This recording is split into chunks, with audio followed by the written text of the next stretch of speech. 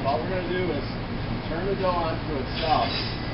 Go around in the bowl, just turn it one at a time, turning the dough on top of itself, folding it about 8 times, and then we're going to let it rest for another 30 minutes.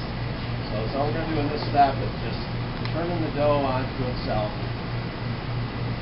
See that it's getting nice and shiny, it's rising nicely, it's looking good. And now we're going to give it a 30, cover it again, give it another 30-minute rest. That'll be it. At this point, the dough rise, I turn it on itself again, and I cut it into 4 pieces. Also, I have 4 equal bowls to spray the bowls down with the cooking spray so they don't stick. Basically, we're going to take this dough and we're going to quarter it, weigh it, which should all be 1 3/4 pounds times 4 bowls. And then we're going to let it rise for a half hour after that.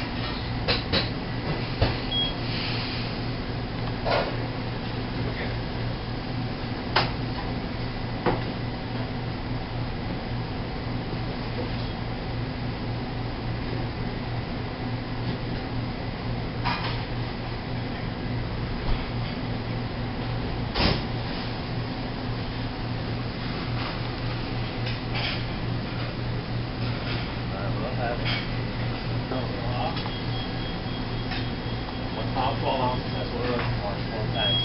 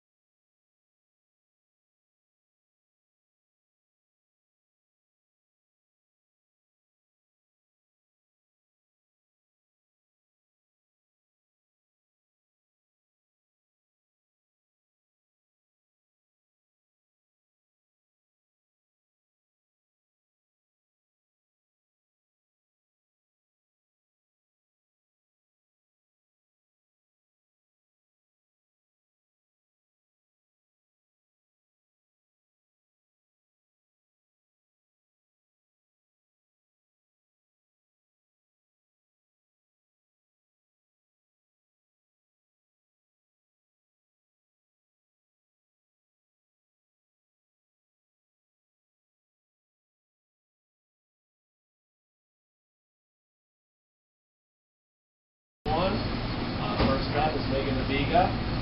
The biga is going to be 1½ ounce of flour, 2 teaspoons of yeast,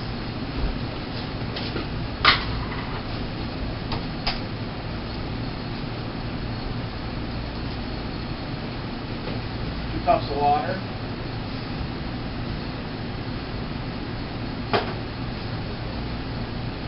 gently mix it all together.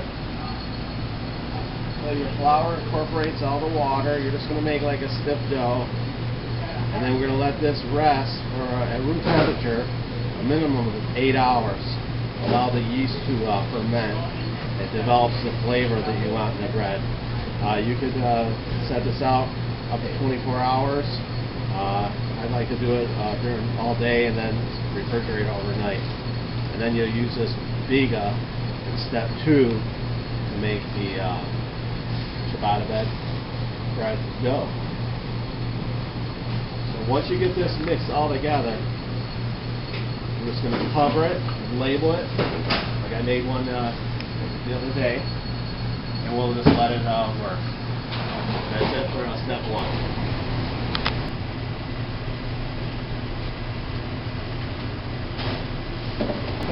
Ciabatta bread, step number 2 is going to make the dough after we made the viga. This has rested for 8 hours and then it set overnight. I covered it, I dated it, and labeled it. Now the viga is ready, it's fermented, and full of flavor. So we're going to put that in our mixing bowl.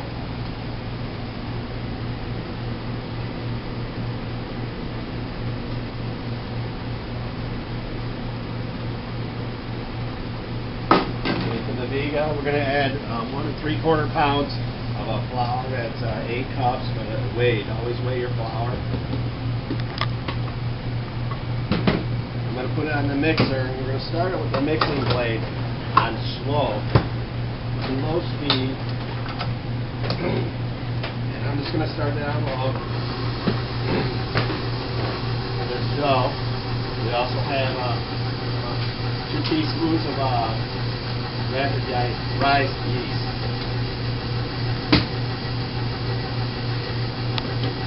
Level. Then we're going to add 1 cup of 2% milk at room temperature.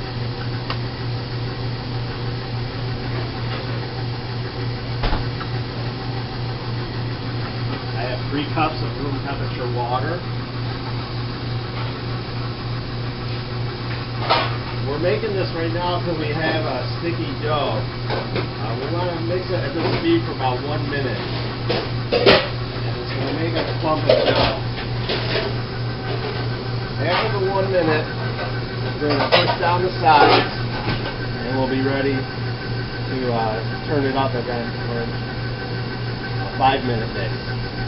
After this mix for a minute, we're going to let the dough rest. It's called an auto-lease, which allows the flour to absorb all the liquids in there. Let the dough rest just for a minute to be ready to mix. At this point, we're going to put in the dough hook, hook out the mixing blade,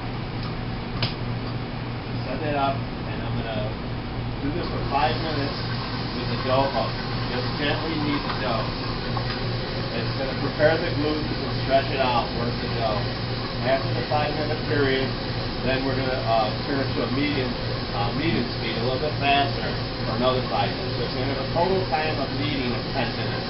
At that point when it's done, it should be nice and shiny, stretchy dough.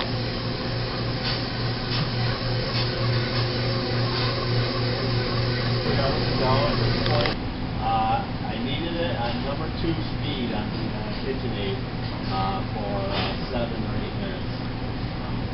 It came out looking nice and shiny. It was good. The KitchenAid was getting hot, so I stopped at that point. The dough looks good. I'm going to take my bowl and just to give it a quick spray with some non-stick cooking oil, so that when you're ready to take the dough out of the bowl, it'll come out nice and easy. I'm going to put this dough into the bowl.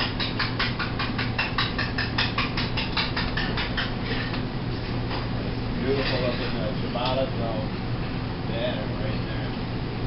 It's stretchy, it looks really nice.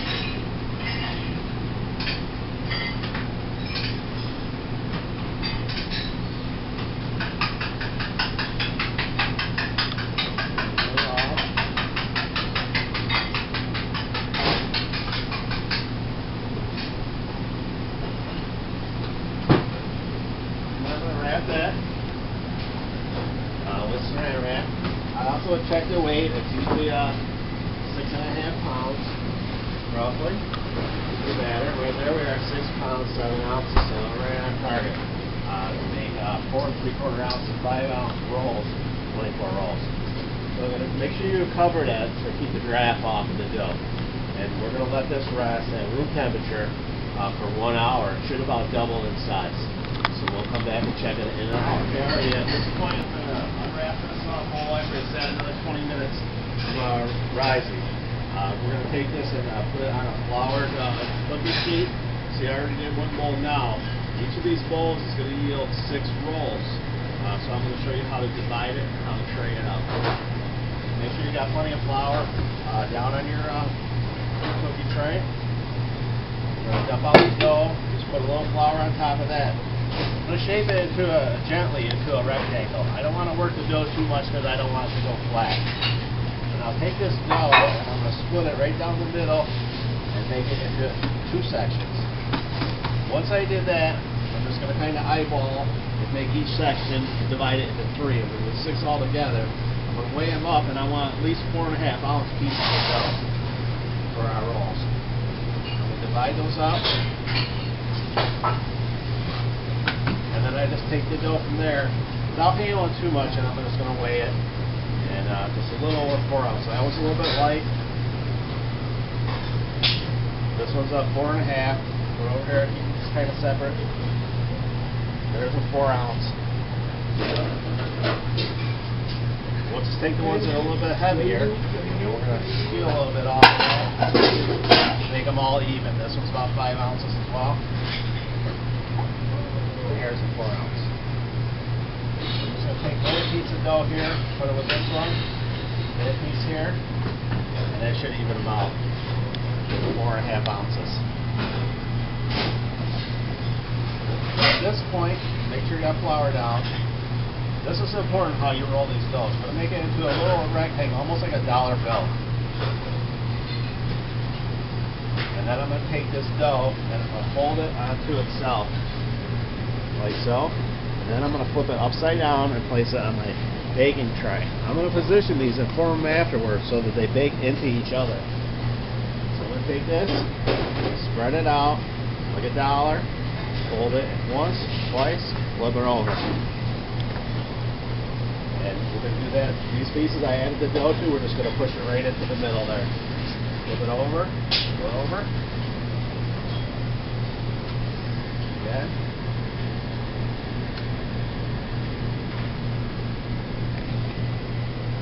Another piece. Like this so.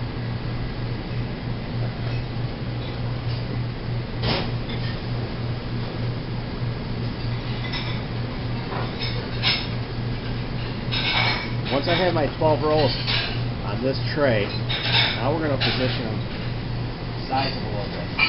Look at my fingertips. I'm looking for them to have about a 6-inch length. I want to keep the shape. I'm going to keep them a little narrower than I want the finished product because as they proof, they're going to fall out. So we just want to make sure we have about a 5.5-inch length on these. And all the while, I'm just doing this gently. I'm not overworking that dough. Just kind of manipulate a little bit to get some length on it. The dough seems like it's resisting. You just let it rest for a minute, and then you can work it again some more. Make sure this tray is floured down so that the finished rolls are not going to stick to the parchment paper. And I'm going to take back. This is about the size we want to do right here. Push them inside themselves. This will be our final form. After this last handling here, we're not going to handle it anymore until we're cooking it. Narrower is better. They're going to fall out as they're proofing. We can even put them almost together so that they'll come against each other while they're baking, and then we're going to break them apart after they're cooked.